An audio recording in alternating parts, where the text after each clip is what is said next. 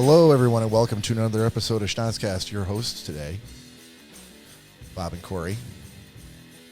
Cory, how are you? Oh, I couldn't think of anything better, so I was going to say fan-freaking fantastic. Two fans. Yes. Double fantastic? Double freaking fantastic. Okay. How are you, buddy? I'm well. I'm doing well. Just well? Just well. Oh, come on, man. I'm Superfly TNT. There we go. I'm the guns of the Navarone, Cory. There we go. All right. Hey, if you're new to the show, thank you for joining us. If you want to go back and listen to or watch any previous episodes, you can find us out wherever you can get a podcast, any of the apps that you might use. Overwatch, Pod Nuggets, I'll say, are you just making U-Pods. Yeah. Are you making apps up now? Yeah. Although not making up YouTube. YouTube is where you can see us live whenever you want. You can go back and watch previous episodes. You can also email us at schnozzcast@gmail.com with any of your existential questions or requests for relationship advice. Or you could DM us directly on Instagram at Schnozzcast. And Cory, great day in the morning. We have our Instagram account back. It is back in our clutches, our evil clutches. Dude, that was really weird how that happened. If we had tons and tons of fans, I'm sure we would have gotten tons and tons of mail while our account was frozen. Oh, there's so much. I went and checked it today. There's, I think, over 1,000 messages. You must have read and deleted them all before I checked then. I didn't know. I responded to all of them. Yeah? Personally. And I'm sure they appreciate that. Yeah, we're good now. Okay. So, yeah, we're back up and running on Instagram. Hey, we are a drinking podcast too, so what better way to start this episode than with a shot? So please join us. And I would be remiss if we didn't mention the reason for the late start. It was my buddy and your buddy, Dave Ezekiel, otherwise known as Zeke, his 40th birthday today. Happy birthday, Zeke. Did you tell him to turn this on and we were going to wish him happy birthday? I did. He God damn it, Cory. I did. Okay. But he's feeling pretty good right now. Oh, so he doesn't even know what a television is. So he might be watching the grass at this point, thinking that it's the Schnozzcast. That's a good 40th birthday. So happy birthday. Happy birthday, Zeke. Cheers.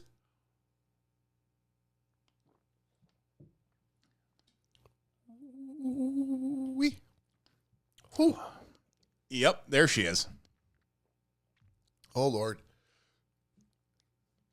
Oh, there it goes. Got it down? It's just, some of it wants to come back up and say hello. And I can't have that happening like all throughout the show. Like, I got to get it out. That would be bad. In more ways than one. We don't need you puking on your own mic. Oh, God, no. Which? So what do we got coming up here? We've got, first of all, sorry for the Todd Dillon fans. Todd couldn't make it today. It was last minute cancellation, but, this is life. Sometimes shit happens. Things happen. And he knows we love him, and I talked to him. All good. Hope to see him next episode. Yeah. But what else is happening for us? We are coming up to, I think we're less than a week now away from our big summer vacation trip to Taos. We are 6 days away. Yeah. And, dude, these next 6 days, it's going to be tough. In what way? To, focus on anything. And because all you can think about is vacation? Yeah. Knowing that on Friday morning. Yeah. Which it is still Friday morning.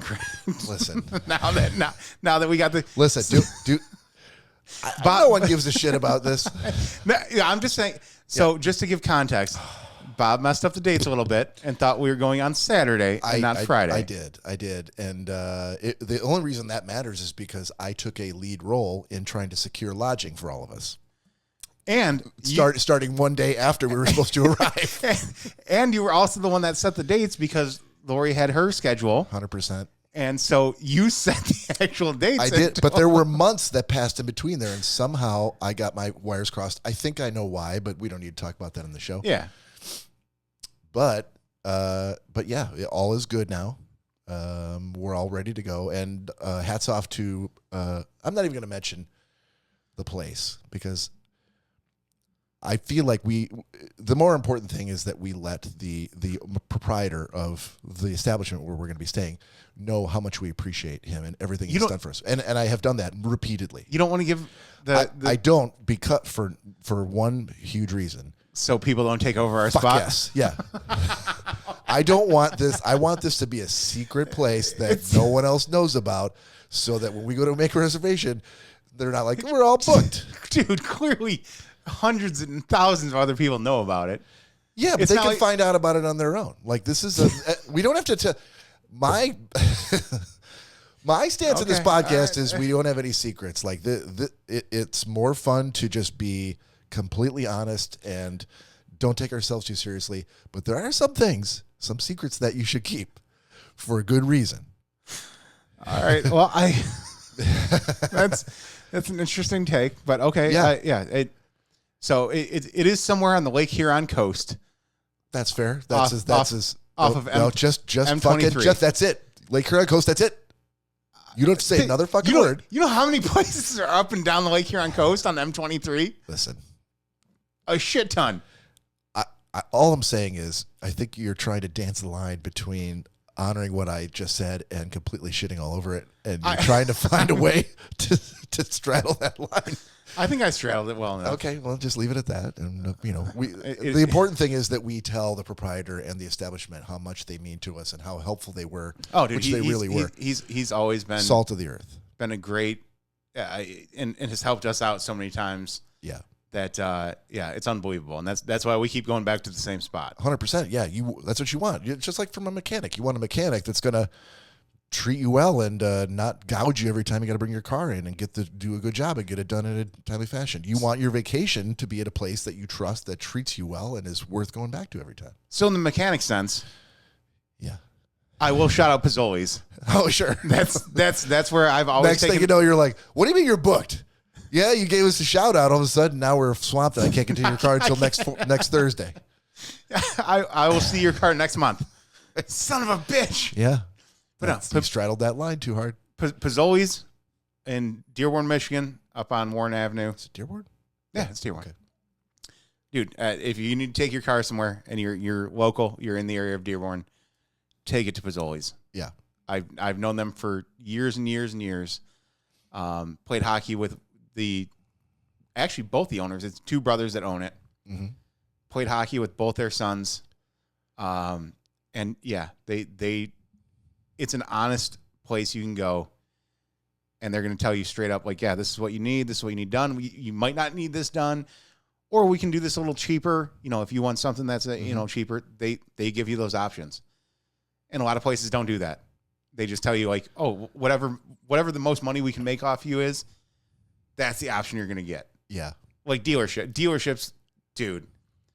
Which I don't know if I've ever told you, my mom still takes her car to the dealership to get oil changes. What the fuck? Okay. And it's like $100. Your mom's kind of got fuck you money, I think. Yeah, So, I mean, she probably that's a thing that's not a huge expense that she's like. No, that's just what I prefer. No, she doesn't care about that by any means. But yeah, again, like $140 for an oil change, that's double what I. What? Yeah, holy fuck! Double what I pay going that oil better be Planet Oil change directly from Saudi Arabia. Yeah. This was only barreled like 4 days ago. I want a Saudi Arabian prince. It was in a well. Bring this over in a barrel last week. Yeah, and putting it in my car. Well, listen, you should definitely go to Pizzoli's because I'm sure the number of calls they've gotten from Cory in a panicky, hurried voice with all the shit that just happened to him and how quickly he needs it fixed. And they weren't like, fuck you, man. We don't have time for this bullshit. They entertained his call every time, fixed his car every time. Like, that's what you want. They fix it immediately. You want a place that's going to take your panicky phone call at like 4:59 on a Friday. which did happen because I had to have my car towed down there. That says, I have to go on vacation tomorrow. Which are you guys still open? It was a week away. But that is a true story. Yeah. I went to go get my car one day and it would not start. And I'm like, oh shit. I'm like, what am I going to do? So originally I was going to have it taken to the dealer. There's a Jeep dealership around the corner from Danielle and I. Sure. And I'm like, I know they're going to fuck me right in the ass, but it's the closest place I know, and it's right around the corner from us. Thankfully, come to find out, our AAA covers up to 100 miles in towing. Looked at Pizzoli's. It was only 24 miles away. Yeah, I'm like, perfect. yeah, take my car to Pizzoli's in Dearborn. Right. We live in Roseville. And so it's not the closest trip, but it's not that far. Well, they didn't give you any shit about it. Like, there's a closer place we'd like to take it. AAA didn't care because I was paying for, whatever the expense was going to be to fix the car. I've been a lifelong customer. But my parents were lifelong customers. I had it taken down to Pizzoli's, even though it was very inconvenient for me. Because then Think of how inconvenient it was for Pizzoli's. It was $4.59 on a Friday. They're about to walk out of the shop for the weekend.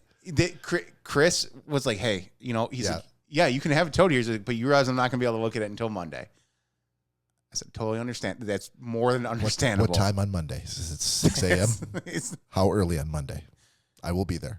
I will call you.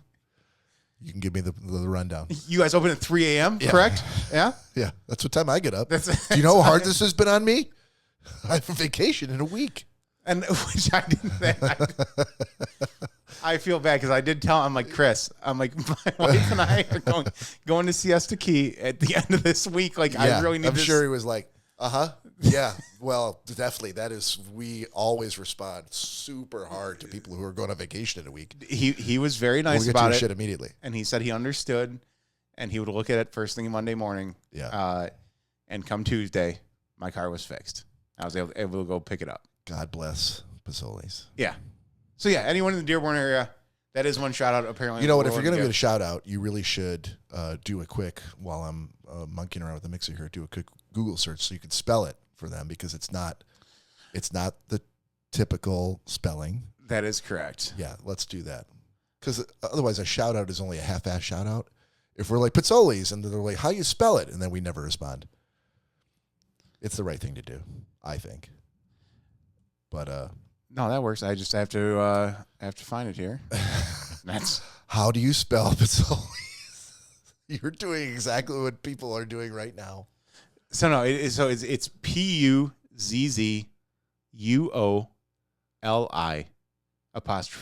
Yeah, that's a little bit of a non-standard spelling. Pizzoli's Auto Services. Yeah. If you look up Pizzoli's Auto Services in Dearborn, you're most likely going to find it. What if they spell it Pizzoli? It might come. It'll probably come up. It might come up. Otherwise, maybe we should learn how to pronounce this. It's an Italian name, and maybe we're butchering it. Maybe it's Pizzoli's. No, I've known them for plenty enough time. So you've heard them say their last name, and it's Pizzoli, like with an I? Pizzoli's. Okay, you're saying Pizzoli's now. Yeah. Okay. Earlier, it sounded like Pizzoli's. No, Pizzoli's. Okay. And or is it maybe Pizzoli? What's like not that you kind of that's the way I just pronounce it is the way I've known them for my entire life, basically. But yeah, so even if you put in Puz Olis Warren, it comes up. Okay. That's the first thing that pops up. So spell it however you want. It's funny to me that I made you look it up so we could actually do a full endorsement and a full shout out. And then I tried my best to shit all over your shout out with the spelling of their name. Yeah, thanks, buddy. Yeah. That's what we do here. That always helps. Okay, so we got a couple things we want to get through tonight. And the first one we want to go through is booze news. And we have a theme for that. Here we go. And now it's time for booze news. All right, so a couple things for booze news tonight, and I want to involve the listener and the viewer for this. So if you're listening or watching, please either put in the chat if you're watching us live, or if you're listening to us and it's in the future, you can DM us on Instagram at Schnozzcast. Let us know what you think. But the first thing is, buddy, I have been laughing my balls off for the better part of this week about the astronomer CEO who was at the Coldplay concert. Oh, dude. Now, for anybody out there who's not heard of this story, and I don't know who you would be unless you're a hermit living in a cave in the middle of the desert. Afghanistan. Somewhere. Coldplay was playing a show in Boston, and obviously there's tens of thousands of people there. I'm not sure how many people are in the show, but somebody on the main floor was taking video from their phone. of the stage. And flanking the stage, they had 2 round Jumbotron screens, video screens on either side of the stage. And as big time bands like Coldplay are wont to do, in between songs, Chris Martin, the lead singer of Coldplay, I am getting that right? Chris Martin? Sure. Perfect. I'm not a Just say huge yes, and we'll I'm move not a on. huge Coldplay fan, but Just say yes and we'll move on. Chris Martin was doing a little between song banter, as like Bruce Springsteen, Eddie Vedder types are want to do, and Chris Martin would normally do some banter about animal rights or humanitarian needs around the world. But instead, in this particular time, whoever was running the video for the Jumbotron happened to flash on the suites. So there was a suite up there, and they flashed to a guy who had a woman standing in front of him. like it was his wife. You would definitely think that they were together. Yeah, someone that he's definitely together with. He was taller than her, so you could clearly see his face. She's in front of him. She's shorter, and he's got her arms around him from behind, and she is holding on and touching his arms. So you're like, well, these two are clearly together. Oh yeah, And as they're it was not just a friendly arm around the shoulder. Let's sing this song. oh no, and there was no song. Again, the important thing is this was between songs. They were just like lights up on the crowd, like house lights on, and they flashed to this suite on the Jumbotron. And Chris Martin starts talking about how great love is, and sometimes people are just so in love, and they flash to, and I'm sure the videographer, who was running the video for the band, was trying to find 2 people that were clearly like in love and embracing or very close. And the minute that the couple looked up at the Jumbotron, saw their faces, the dude, like he'd been shot, dropped to the floor in between the seats, and the woman turned her back to the camera, but didn't leave, just stood there, probably not knowing what to do. And Chris Martin's like, "Wait, what? Oh, well, what? Hold on. Okay, well, maybe they're embarrassed or they're having an affair." And as it turns out, the dude is the CEO of a company called Astronomer. I'm not really sure what Astronomer does, because I was too lazy to look it up. However, the woman that he was with was an underling in the upper management of that same company, not his wife. Are we showing the video now? Yeah, that's what I've been trying to do this entire time. Okay. So let me. Do I have the audio on for this? I think I do. Yeah, I have my audio turned off right now until we get this set up. Yeah, let's get this set up. So while he's doing that, so basically these 2 have been caught in a clearly, guys brought someone to the show who's not his wife and got caught on camera in what looks to be a not like they were having sex or they're both naked. No, nothing crazy. An affectionate, like more than friends, more than coworkers type of situation. It probably wouldn't have it probably would have been much less of a big deal if they hadn't both handled it so badly. The fact that he dropped to the floor and never got up, and ultimately she ended up like in embarrassment walking out of the suite, just made it worse. And the internet, that's the internet strength, right? Is to take situations like that and seize them, repeat them, magnify them like ripples in a pond across the globe for days, with everyone and their brother making memes about this, digitally replacing them with 2 unlikely couples, whether it was who's the Gritty from the Flyers with some other... In the Philadelphia...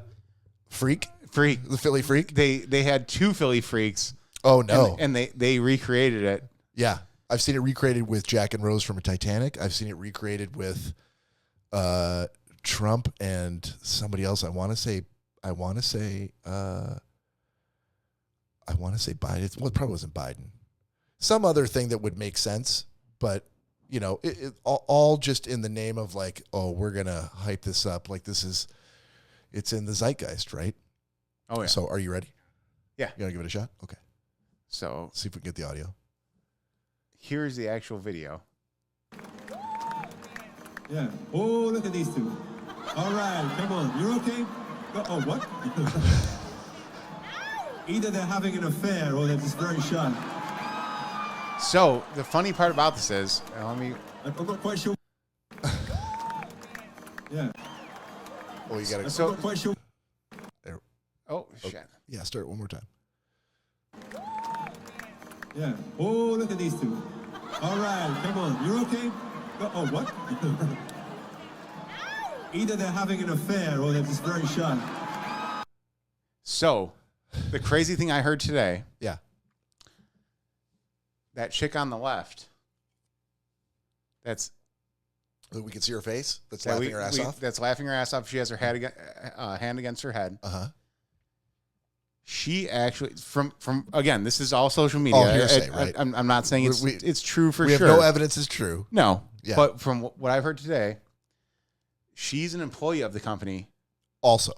and has known that this has been going on for years Okay. and set this all up. What do you mean set it all up? Like, That she knew someone that was doing the videography for holy Coldplay shit. and gave a signal of when it was time to take the video of them. And For the purposes of what? because his wife was also aware and kind of knew something was going on. Fuck up. And she said, I can prove it to you. Holy shit. Cory, this is exactly what the fuck I wanted to hear right now. This is That- amazing. that- I want to hear 8 more facts just like this. That's why I said we should discuss Yeah. this today, because she apparently again, it is definitely hearsay. I have no I have no solid We're proof labeling of it as hearsay. We're backing it up with no evidence. but from what I've heard and seen today, Right. she was the one that set this all up and told his wife, like, I can get you proof. Wow. Now, what I do know is that, and I've seen proof of this, so this is not hearsay, that immediately after this went viral, his wife removed his last name from her LinkedIn profile. I did hear that as well. Yeah, and her name was, I don't know what her name is, so let's just say it was Kathleen, for example. Her name was Kathleen Johnson. That's obviously not his name. But all of a sudden now it's just Kathleen. No last name whatsoever, but took his name off. And again, not knowing if this is actually totally true or not. I want it to be true so bad. Oh, dude, if one of your employees set you up, oh, I want it to be true. and you know that company that he is the CEO of now, or was, Yeah. you know No, that well, you know, oh yeah, that's the other thing. you know most of that's going to her. He stepped down. I think he's still employed by the company, but someone else took over CEO duties while this is all ironed out, sorted out. The ex-wife now is probably going to have full control over that company. Oh my God, I can't even. This is scratching the itch that I have to see people who think they're getting away with something getting caught. Yeah, and getting what's coming to them. and again too. So even, I feel bad for the wife. Oh, of course. But like this woman, whose name we do not know, on the left, is the video still up on the feed? Yeah. Okay. On the left, if she knew this is going on and orchestrated this to do the right thing for the wife, like, hats off to her. That's what I would have done. That's, which is it, again, even not knowing if this is fully true, just looking at her reaction, mm-hmm. that story makes sense. Oh yeah, because she's clearly very. I wouldn't say happy, but she knows what just happened, right? And she wouldn't have that reaction if, it was just a random thing that happened. They just happened to show up in the suites of Andy Byron, wrapping his arms around this lady. I think it's and then for Chris, whoever the lead singer of Coldplay, Chris Martin. So I understand. To even mention like, either they're very embarrassed or they're having an affair. What? It's just, that's random people in the crowd that you don't even know. But it's completely believable because the way that they behaved. Again, if they had handled it differently and just smiled and pointed, we wouldn't even be talking about this right now. We wouldn't know who they are. Maybe it would have bubbled up later on that this guy was the CEO of a company and all of a sudden he's divorced. But now we know what happened. There's certain social cues that you just know. Of course, there's always two sides to every story, but sometimes in a video, when people are caught in the moment and just reacting how they're going to react, it tells a story that is. It's like Occam's razor. The rule is the simplest explanation is always the correct one. Well, they both have a very kind of visceral reaction to. And it's not of like there's nothing untoward going on here. It is of embarrassment and shame. Yeah. And so I just happened to look it up because I wanted to let me start not with this one, but with the actual statement that he released after the show, because I read the statement and I was like, oh my God. So in his statement, he says, this is the CEO, the dude in the statement, said, I want to acknowledge the moment that's been circulating online and the disappointment it's caused. What was supposed to be a night of music and joy turned into a deeply personal mistake playing out on a very public stage. All of those things are true, right? Everything about that statement is true. I want to sincerely apologize to my wife, my family, and the team and astronomer. Also true. You should do that, and he did. You deserve better from me as a partner, as a father, and as a leader. All of that's true as well. So far, doing good. Then he says, this is not who I want to be or how I want to represent the company I helped build. I'm taking time to reflect, to take accountability, and to figure out the next steps personally and professionally. I ask for privacy as I navigate that process. Now, that is CEO speak for this is what I have to say when I've been caught doing something I'm a cheating husband who's fucking with somebody else, and I've decided to bring the person that I'm fucking to a public show with 65,000 people and go on a stage, and I happen to get caught at the Jumbotron. He goes on to say, oh, don't get me a log into Facebook thing. God, I really... Sons of bitches. All right, hold on. Just one sec. 1 second. I've got to read Astronomer's full statement. No, that's not it. I want to read what he said. Which, again, too, and something that leads me back to believe that this was kind of a created situation by that lady on the left. How many times... Cameras can only do so well and go so far. How many times at concerts do they really go up into the suites?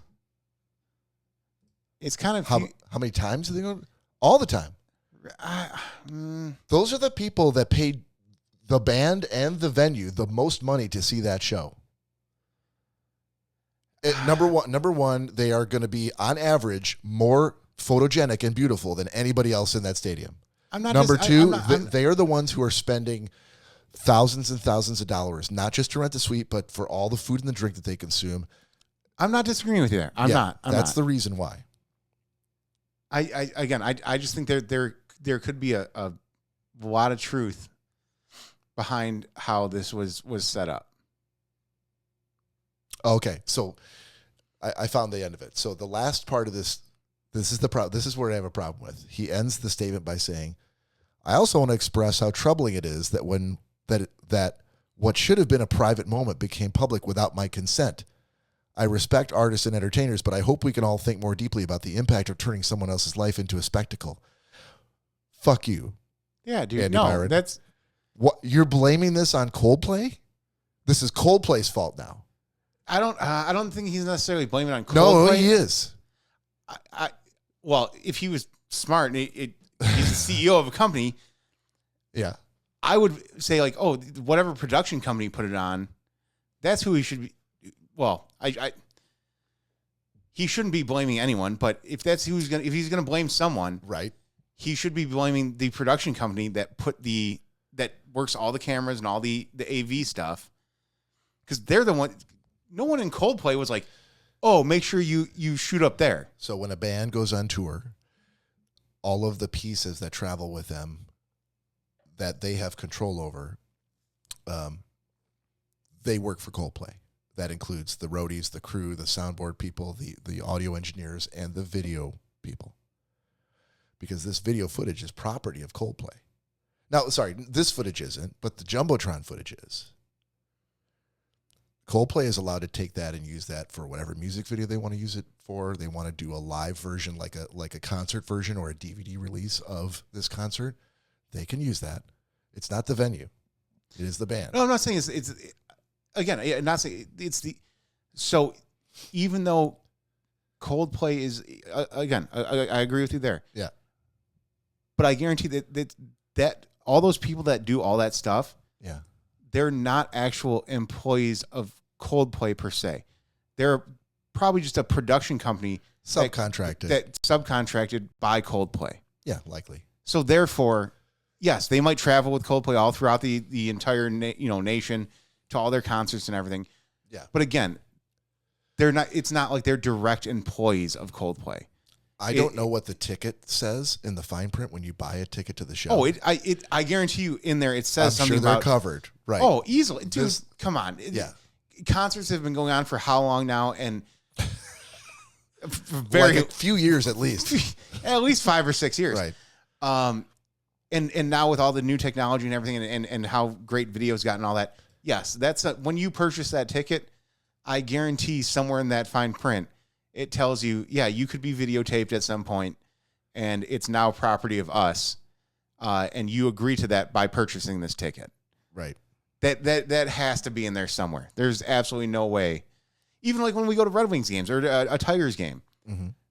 I'm sure if when Danielle purchases the tickets, there's probably some sort of release that you can actually look up that says, oh, yeah, no, by purchasing this, you're signing off on all that. Yeah. And so, yeah, if you do happen to show up on the Jumbotron and it gets put on, FanDuel Sports, there's nothing you can do about that because you agreed by purchasing this ticket that you're okay with that. Yeah. Absolutely. And again, being a CEO, I would think that he would have been a little more conscious of that. Again, this is I would attribute this to society, American society, breaking down what we expect from people in authority. We used to have very, very high expectations to put Right. those people in authority, whether it's a CEO, whether it's the president, whether it's the head of an organization that affects your life directly. We used to have very, very high standards, and now those standards seem to be very, very low. But I also found, this is the thing that popped up when I was looking for a statement, that he has resigned from the company. Before we go further into that, Yeah. we got a shot sitting here. Let's Yeah, let's do that. Slight break in the action here. let's while we lube do. this conversation up a little bit more. Cheers.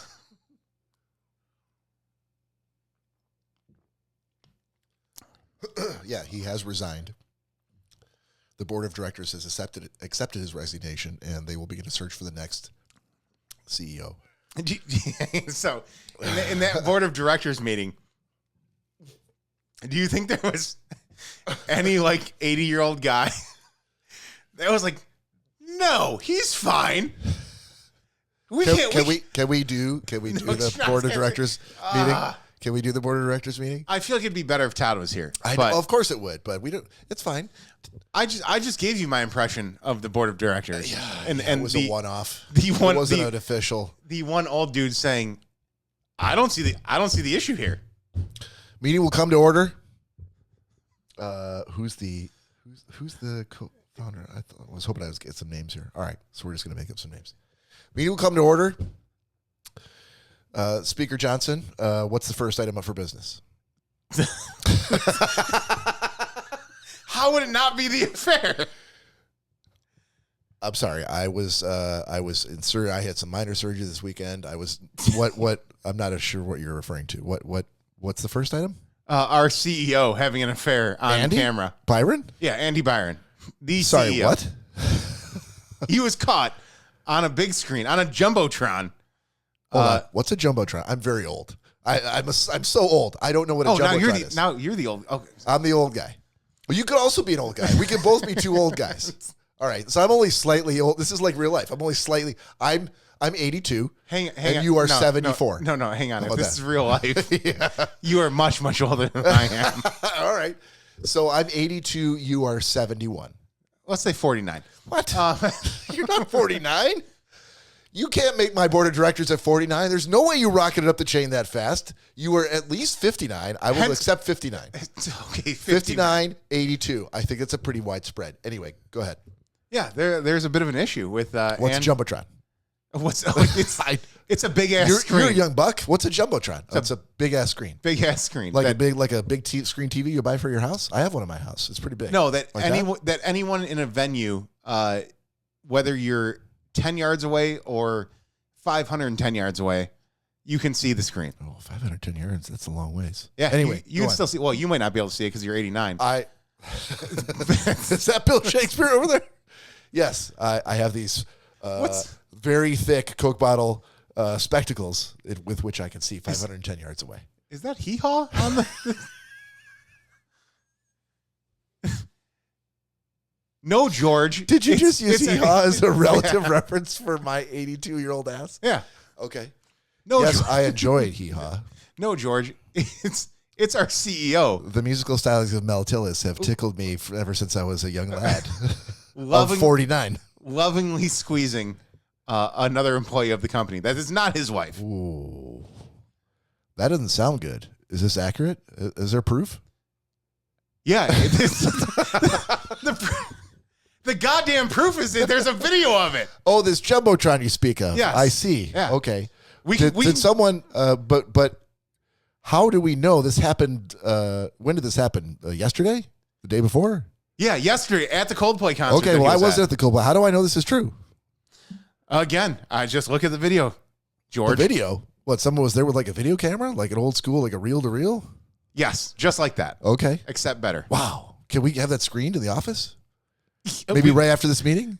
I can pull it up right now I for need you. to see with my own old eyes. And if show I could do you that. show you what that rascal Andy got up to. Well, listen, if this is true, I got to say, which employee was it? The goddamn CEO.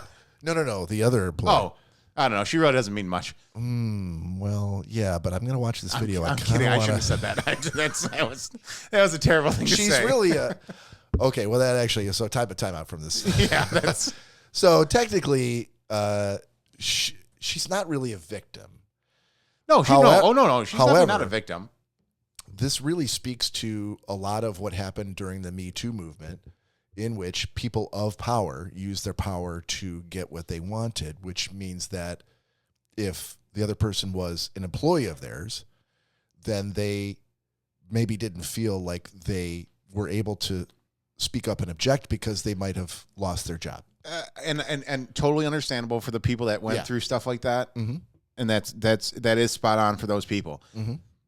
If you watch this video though, she has her arms wrapped around him just as much as he does her. Sure. And she's smiling the entire time. Like Well, why is she smiling though? Is she smiling because this guy's her ticket to, maybe he's promised her that I'm going to leave my wife and I've been in love with you since the day I saw you. That could be the case. But again, I don't think that would fall under like a Me Too kind of movement. Like I said, she was clearly having a good time just like he was. Sure. And their reactions to it, and because she started laughing right away too. Like if it was a situation that you didn't want to be in, I don't think her reaction to that should have been the same. Right. It should have been like, like now that this is out there, like, please help me. I think the turning of the back, that was the please help me thing. And, no, she was just, your point, the woman in the video whose face is visible right there on the left-hand side is not helping her in any way. No, because she clearly knows, what's going on. Yeah. And again, if it was to be a situation like that, I feel like this video would play out much differently. Yeah, you're probably right. So and again, not to take anything away from, the Me Too movement or, people that are super influenced and stuck in a position of, someone in power, that's basically, controlling their life and holding that over their head. Yeah. I don't see that in this situation. This seems like a very consensual on both parties. She knew it, she knows what he's up to. Yeah. He knows what she's up to. That's the part where like on the surface, you feel sorry for the person who is not the more powerful one, right? Most times it's the man. I can't wait for equal rights to kick in, where we're going to have more women being the more powerful, and they're going to have their arms around the guy who works for them. Like, that's going to be a great day where all things are equal. I'll tell you right now. Yeah. If there's some sort of CEO of a company that, wants to be like, hey, Cory, you want to go to the Coldplay concert? Yeah. I'd be standing there and just like a little teddy bear. Oh, my God. And I'd be like, sorry, Danielle, she's a CEO. She But makes $4.2 billion a year. I'm not sure what his salary was. I probably should have looked that up. I don't either, but I'm sure it's pretty good. Yeah. But I noticed that she did not resign. Of course not. Because now, maybe she's going to be railroaded out of the company, but no, she's gonna have part ownership in that company now. Oh no, that's the wife. Well, yeah, and I feel like the wife obviously is not going to like her, but I feel like once lawyers get involved in all that, this chick's going to have a good share in the company. I don't think she's going to be allowed to continue. Well, she was the chief.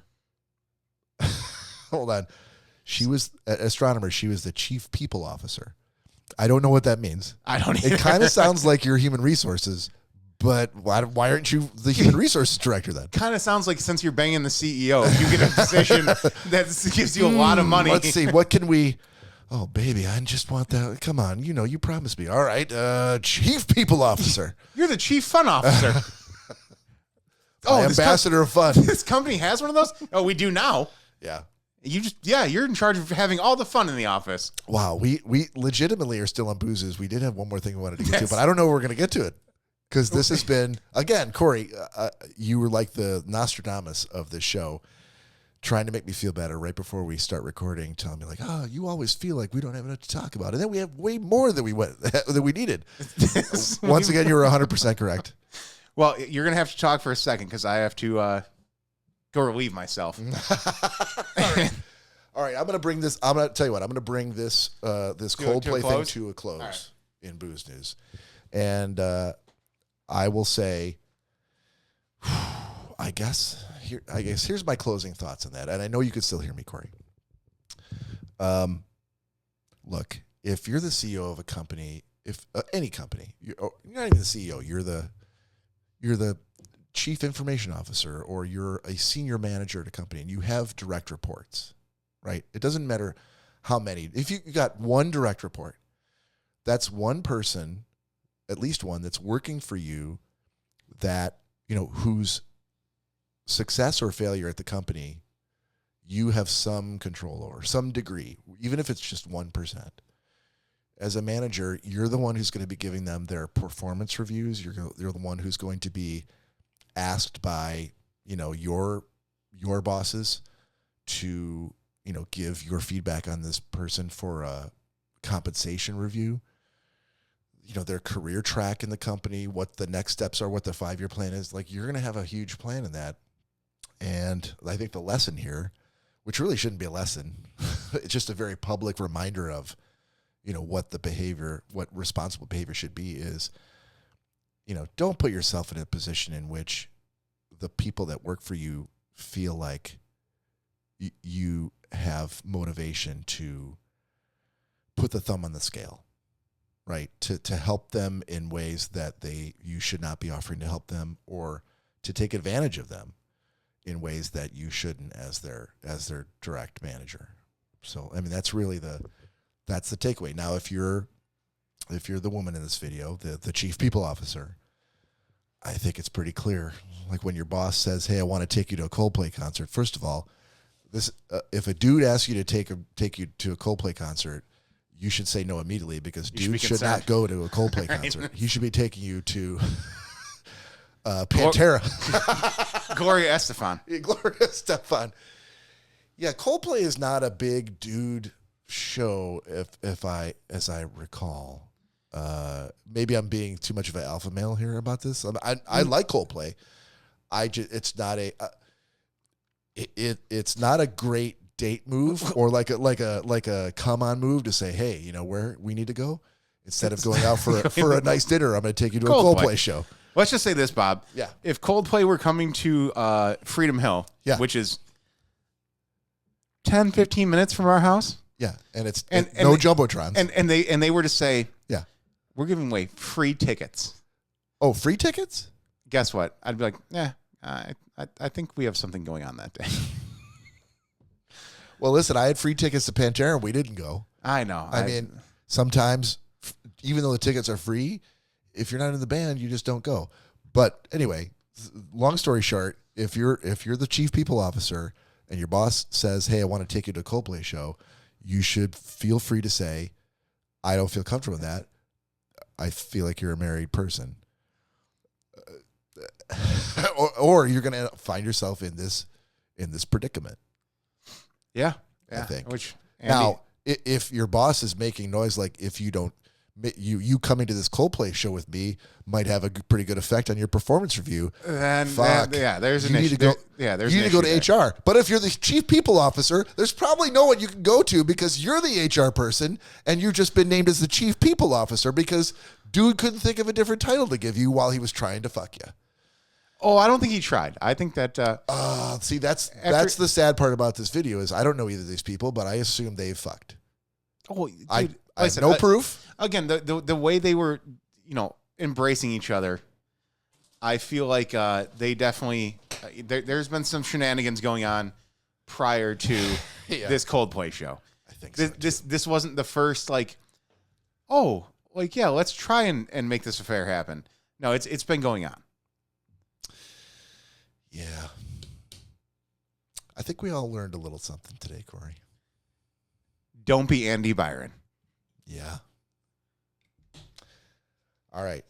And with that, we're going to move into, I think we're going to skip. We had a good idea for a second booze article, but I think we've kind of run out of time on that. Maybe another time. We're going to move into gentleman's agreement. Gentlemen's agreement. Gentlemen's agreement. Gentlemen's agreement. Gentlemen's agreement. Gentlemen's agreement. Gentlemen's agreement. Oh, gentlemen's agreement. Oh, it's the motherfucking gentlemen's agreement. There it is. All right. So, what is gentleman's agreement? It is a segment in which we assign each other movies or TV shows to watch that we like, that we think the other person's going to like, and then we come back and we give you a spoiler-free review of that movie or TV show. And we do this because we want to get to know each other better as co-hosts of the show. We want to introduce them to new things, new ideas, new shows and movies that maybe they might not have seen yet, or maybe they've never even heard of yet, that we think that they will like based on what we know about that person. So we got me and Cory here going. And Cory, you last had to watch, and this is I My Todd, I believe, The Class of '09. That is correct. All right, before hold on, let's do one more shot for the show, because I feel like whenever I hear that pregnant pause before the answer, it's not always, but it's usually not always a shitty not review. always. Sometimes Cory likes to fucking spin that shit, and he's setting me up for a goddamn 180, and he's gonna be, this is the greatest thing I've ever seen. But we're gonna find out, I guess. Cheers. Cheers, buddy. All right. So I had The Class of '09 given to me by Todd, and I'm kind of upset he's not going to be able to be here to hear this review, but Yeah, I'll make him listen to it. so it's about an FBI class that started in '09, they graduate in '09, hence the name of the show. Mm-hmm. And it's a good show. It's intriguing. It's got a lot of qualities that I'd always be all in for. Mm-hmm. So I've watched the first 3 episodes. The only problem I have, so Kate Mara is the main character. Rooney Mara's sister? Sure, I don't know if that's correct or not, but Let's say it is. okay. We'll move on. I can't stand her fucking face. Oh, okay. Now this is very interesting because there are a lot of actors and actresses whose faces I can't stand either. And I know it's a very deeply personal thing, and a lot of people really like these people and their faces, but I can't stand them. I mean, clearly she's an actor that's scored a lot of different roles and all that, but She's been in a ton of shit.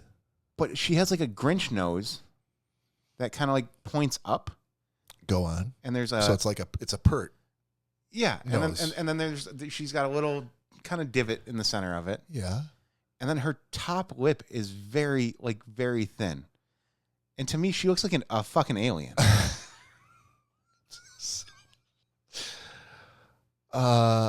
So every time she's on screen, I'm like, this goddamn alien, what is she doing acting? She looks. Do you know how many movie review podcasts I've reached out to over the last 2 years trying to get us a guest shot on their show or to have them on our show? Because we take movies and TV shows seriously. Yeah. This is the kind of reason why all I've gotten is no's and negative responses of the back because we just don't have a problem with insulting actors and actresses' physical appearances. Yeah, I'm sorry. I'm not going to lie about it. This is point of gentleman's agreement. Is it? Well, I'm not to bash an actress, but no, it's dude. Her face looks so weird. Can't you just look beyond that to the performance? No, you could say no. I want to, and I mean, all right. I'll just be candid. There's half of me that hates her face, and I'm like, oh, fuck this alien looking bitch. The other half, I'm like, yeah, I might jerk off to you. Wait, what? I know. It's weird, buddy. It's weird. Maybe you should have led with that. Maybe not. That's her why face makes me sexually aroused, yet I'm perplexed, puzzled, indeed, even about the nature of the features of her face. It's like I'm back in 8th grade trying to figure out my own body. Oh, what just came out of there? Okay. I don't know. All right. But yeah, no, initially I'm like, yeah, I fucking hate her face. And then the more I watch it, I'm like, well, it's kind of weird, but I might like it. Well, I gotta be honest with you. There's a couple of other movies that I know that she's in and TV shows that I'm pretty sure you haven't seen, and now I'm going to put them on the list because I want to get updates on your sexual awakening regarding Kate Mara. Yeah, it's weird. Kate, right? Yeah. Yeah. Okay. Yeah, I'm trying to figure it all out, Bob. I don't know. Listen, I want to be like front row seat to your. I'll take a video of it the first time I do it. Okay. I can send it to you. Perfect. Then you'll see if I come to completion or I'm too scared of her alien. The funny part is you could just tell me, and I would believe you. Where's the fun in that? There's really no fun. Okay. So I think we've gotten far afield. Spoiler-free review of this. How did you like the? It's good. I'm not going to give it a glowing review.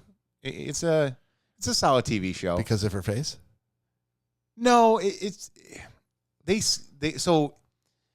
it's a TV show, so they skip back and forth every episode.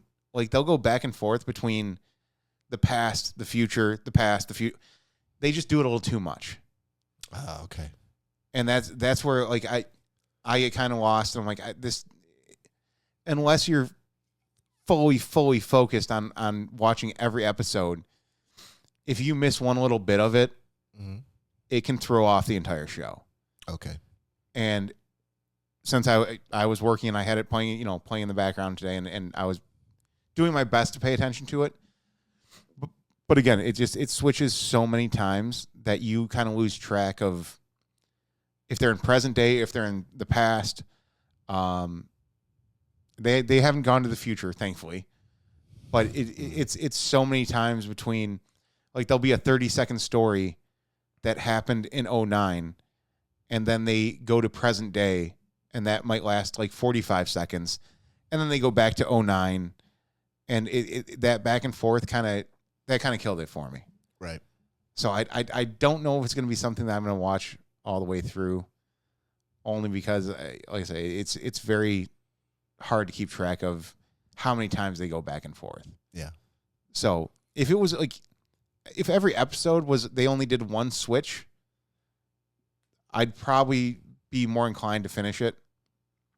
Okay. But due to all the switches and how many times they're going back and forth, it just kind of kills it for me. Will you tell me if you go back to it because you can't get her face out of your mind? Well, I mean, thankfully we have things like Google today that I can just go look it up. But yeah, but this is like Right, video. you This is wanna- video, like in action of her in different scenarios and moving around. It's not like a picture. yeah, I will definitely let you know. Okay. That's fair. All right. I had to watch. What did I have to watch? Oh, Brett Goldstein. In all fairness, Cory assigned me Ted Lasso, which I loved.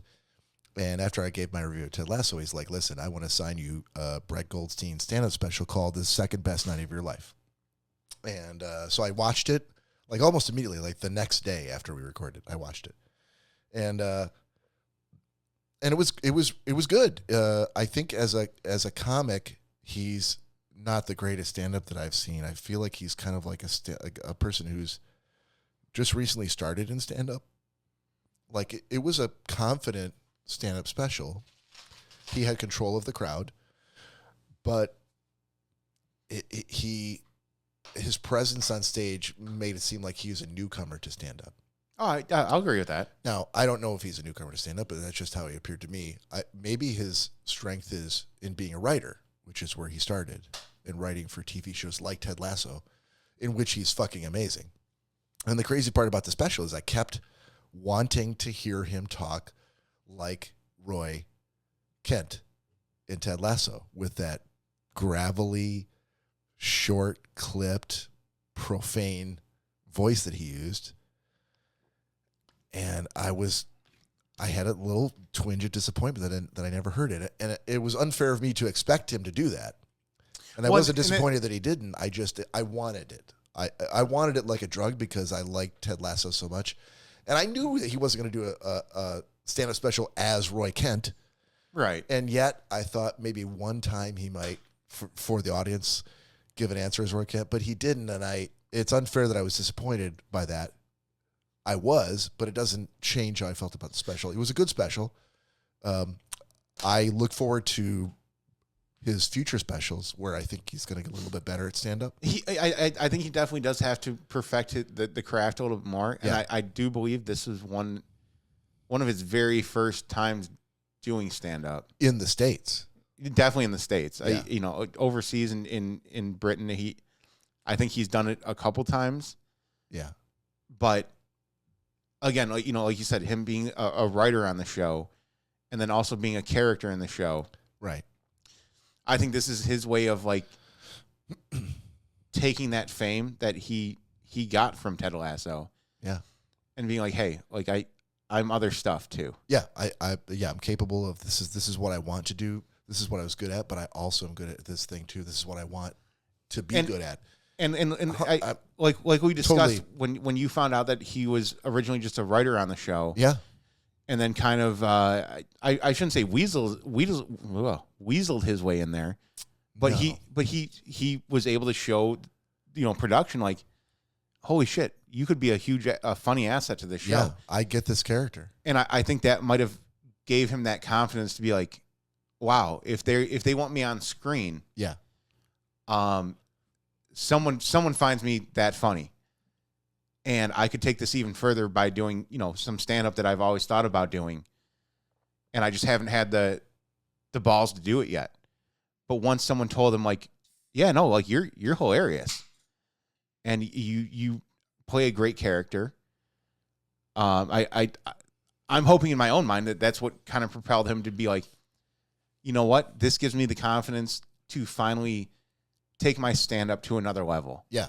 Rather than just doing, grimy clubs in the the UK, I could put this on a national level, and people are gonna now know who I am because of Ted Lasso. Oh, 100%. And they might be more inclined to watch it now because they know who I am from Ted Lasso. So for him to leverage that, I think it was a brilliant move. And again, I think he is very funny. He does need to fine tune some things. Yeah, I'm interested in seeing it. I want to look for an interview with him about his stand-up. I want to see if I can get that sort of behind the scenes look. Like, how does he think he did? Because by no means am I saying like he's not a good stand-up. I'm a Brett Goldstein fan. I want him to succeed, and I see promise in the stand-up that he's doing. And in fact, he's got, and probably just because he's British, he's got a delivery in which when he goes to make a point, there's a certain cadence that Americans just don't have with his manner of speaking and the way he sets up a joke, where he gives the pauses and he gives like a full background of a sentence before he, like, American comics tend to like stampede toward the punchline. Right? Yeah. They talk like pretty quickly. And he takes the time to explain, like, oh, if there's a term he used or some sort of, British slang or whatever. Yeah.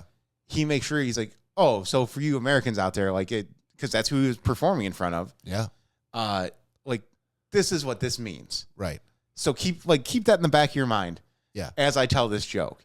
Yes. And which that makes the joke land even better because he took that time to explain maybe a little nuance that he might have used that as Americans we didn't really understand. Yeah.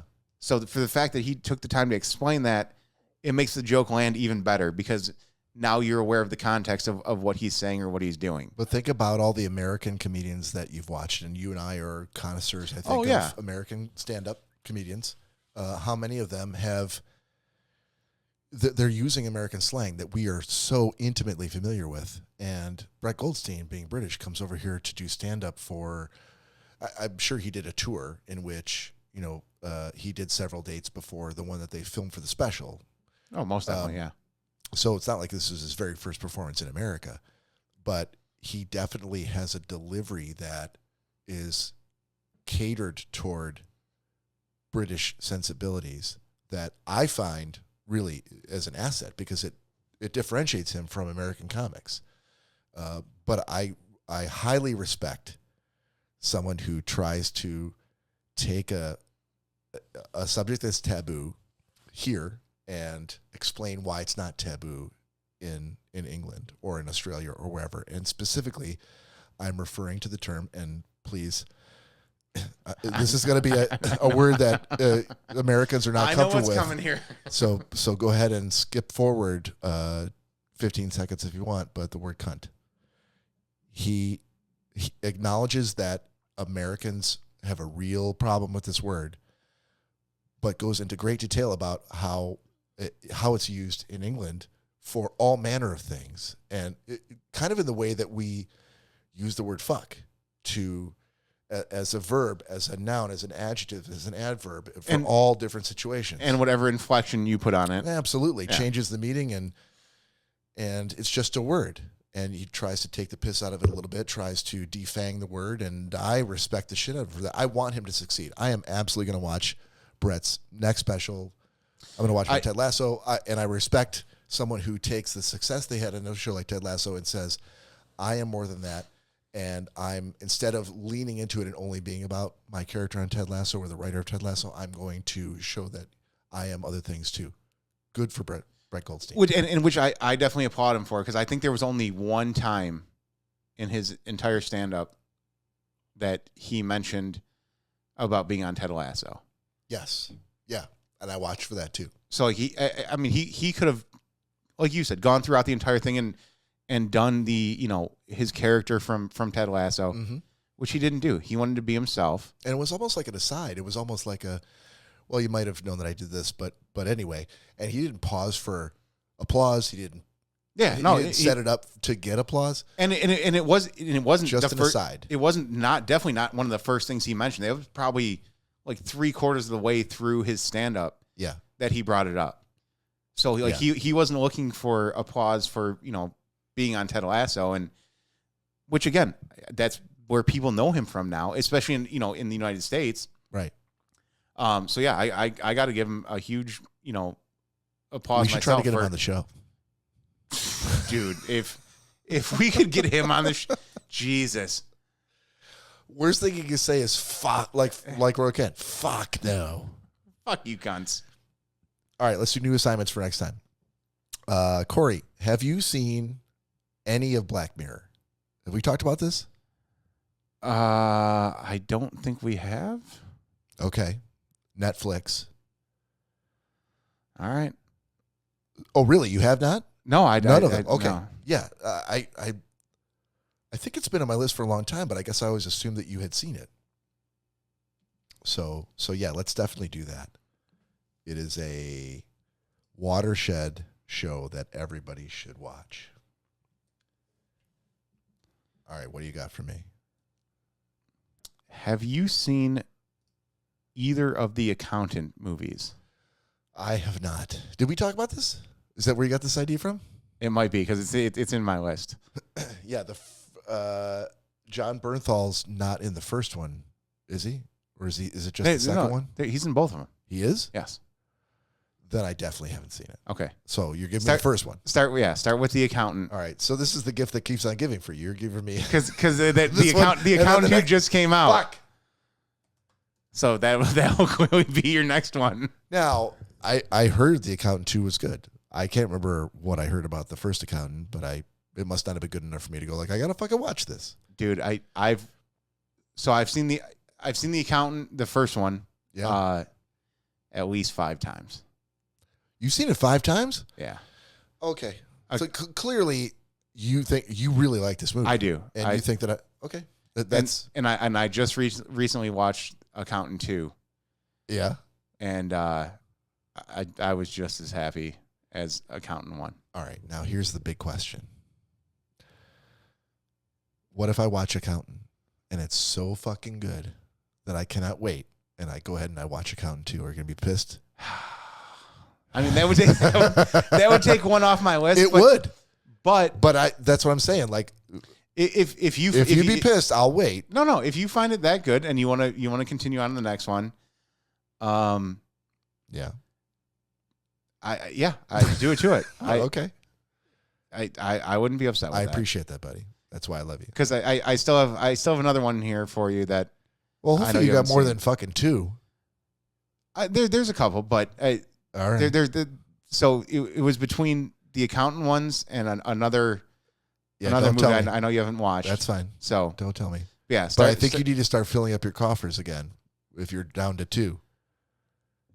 I think. I have a show that I've been watching. Okay. That is on the list as well. So okay. All right. Well, should we bring it to a close? I think it sounds like a plan, buddy. Yeah, let's do that. Okay. Thank you, everybody, for joining. On behalf of Cory and Todd, this is Bob saying we'll see you next time. Take care of yourselves. We love you. Peace out. Don't get in any affairs. No affairs, everybody. Make the right decision. For the love of God.